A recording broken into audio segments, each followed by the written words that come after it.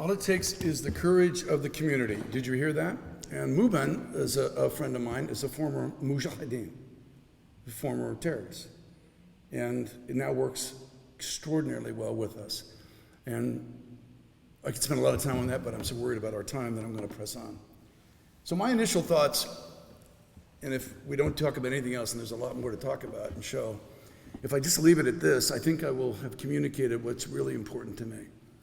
And that is that the threat, just like my introduction, the threat cannot be made to be the focus of a community's activity. Because the threat is such a small, almost insignificant number. And to generalize from what is happening in Iraq or Syria or elsewhere around the globe to a local community is actually analytically incorrect, both numerically. It's inappropriate as a citizen. It's inappropriate in terms of the rights and privileges that we've been granted as an American. It's inappropriate for police who have sworn to defend the Constitution and for military who are the Constitution of the government to allow it. And that's why I'm here. I think this issue is so important that I think it's no longer the green line over there, it's more or less the blue line back here. We have a responsibility to our country as individuals to ensure that all individuals are treated that way. We don't have to like them. And I guess you don't have to love them. But if you love America, you should at least tolerate them. The second point is that law enforcement is a big part of the problem and a big part of the solution. And it's why I've chosen to go into law enforcement. I could have done lots of other things. I'm actually a paramedic. I could be in doing medical. I still work in the emergency room. There's a lot of things I could do, but it's the only place I know where the threat to our communities and to innocence is as great as it is today. And I want to point out something else, that unless you have traveled, I guess, unless you even go in the communities, unless you just live with Muslims, it is not, Muslim faith, Islam itself is not monolithic. It's not everybody agrees. It's not like you knock one peg and all the dominoes go over, any more than Christians are. I think the largest religion in America is probably still Catholic. I could be wrong about that. Maybe my point's not the largeness of the number. But when the Pope showed up the other day, I know, were my mother alive, and she was a pretty hardcore Catholic, she would say, I don't think that one's right. I don't want you kids to really listen to that part. That doesn't make sense. I don't believe that. Okay? She would do this auf Deutsch. Because she didn't accept everything. And so it's patently insane to think that all Baptists are the same. I mean, how many sects of Baptist religion are there? And all of you who are, in the faith know that faiths don't agree. So why is it that because there's 6 or 7 million Muslims that you think they all agree? I mean, if it isn't clearly apparent, terrorists kill Muslims. That's who they're killing. I could give you the numbers. I can show you the numbers. And you go, oh my God, but what about the reporter who is American? Yes, what about the reporter who is American? The reporter who is American. Not the 250,000, the 1.8 million Muslims that are being killed by Muslims.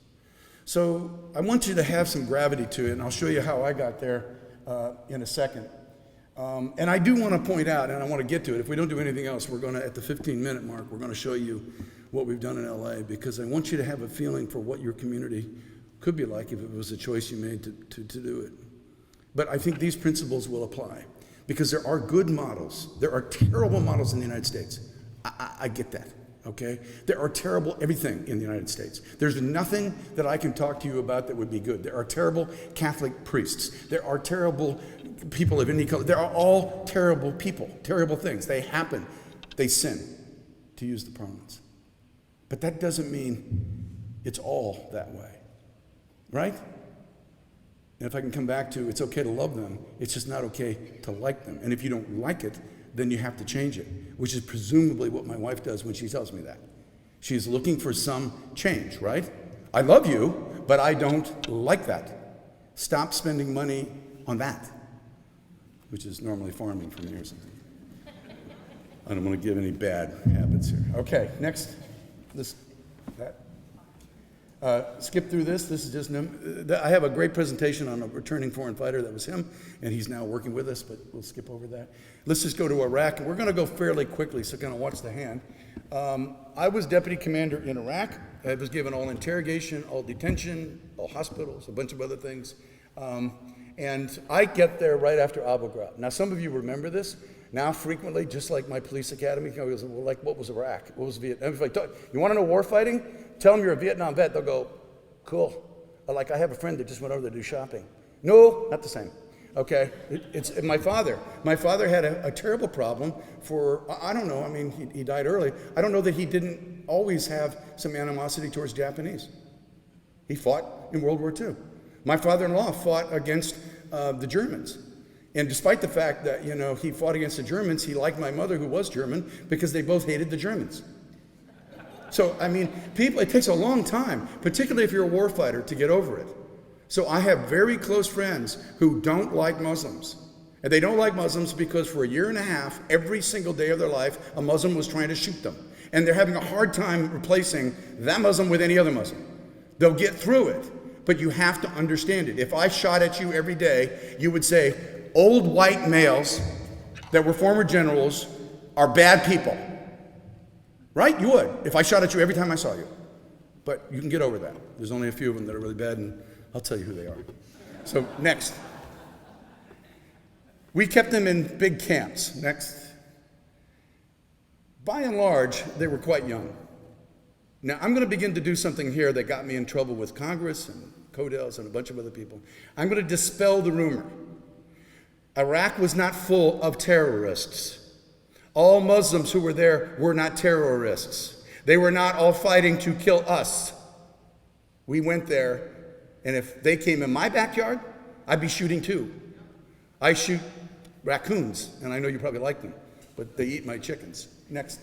Oh, hold it, go back, that's it, hold it. I want to point out, the vast majority had family, brothers and sisters. 27,000, by the way. I'm the largest holder of human beings in the warfare since right about mid-stride in the Korean War. Next. Very complex. The majority of them had children. The majority of them had been married. About 40% at the time were interfaith, non-sectarian. So they Shia, Sunni marriages. Next. Here's who we were fighting. And you will never hear me put down anybody in uniform, ever. If I don't like them, I'll say it. So I don't want to put this down. I don't want you to say, whoa. They were largely unemployed craftsmen who had been kicked out of school. That's what that says.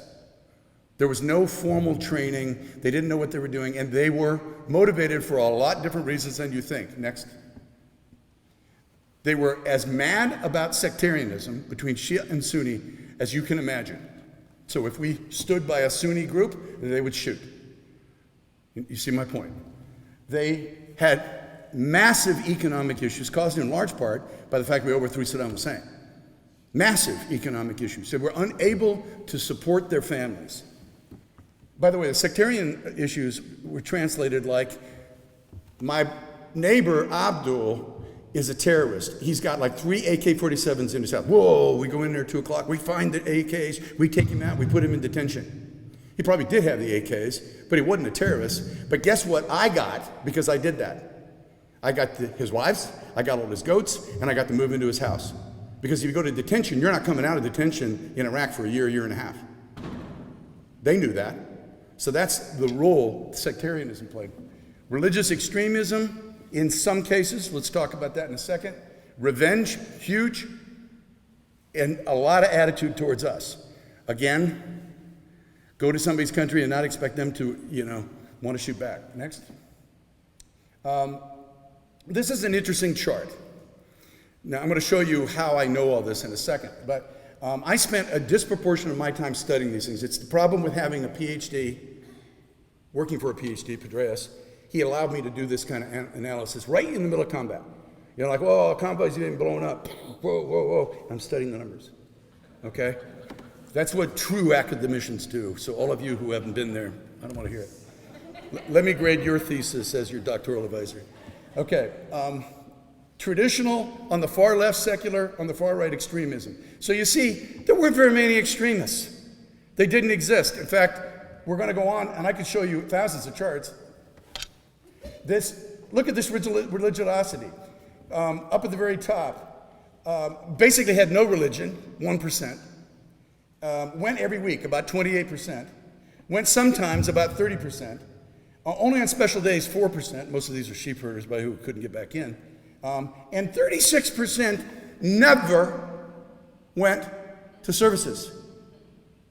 36%.